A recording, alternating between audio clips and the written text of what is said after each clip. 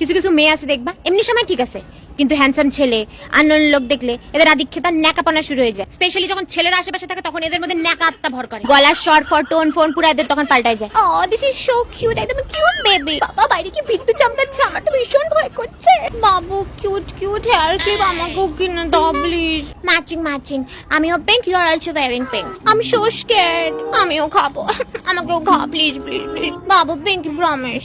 আমি রাগু করছি কিন্তু জুতা কই আমার, এগুলা দেখলে না পেলিং করে পায়ের রক্ত মাথায় উঠে যায়, মনে কি গালে ঠাস করে একটা চড় মেরে 32টা দাঁত ফেলাবি। ভাই তুই কিউট না ইরিটেটিং, তোর দ্বারা হচ্ছে না, একটু বোঝ ব্যাপারটা। এই যে বাচ্চাদের মতন করিস, কিউট বেবি টাইপ করিস, ঠিকঠাক সময় বিয়ে দিলে না এতদিন ডিভোর্স হয়ে যেত। আদামরা মেয়ে ঠিক করে কথা বলতে পারিস না, নর্মাল করে কথা বলতে, নর্মাল করে কথা বল। দীপ একটা মাথা মতো আইসে আমাকে পাপা কি পারি, উনি পাপা কি পারি আর আমরা তো মামি কামাগের ম্যাচ। আমার ড্যাডি আমার পাপা কিনে দিয়েছে। দেখো উঠতে বস, তোর ড্যাডি ওকে ঝাঁটা পেটা করে বন্দুক নিয়ে গুলি বার করতে এখন উড়াই দিবে। চল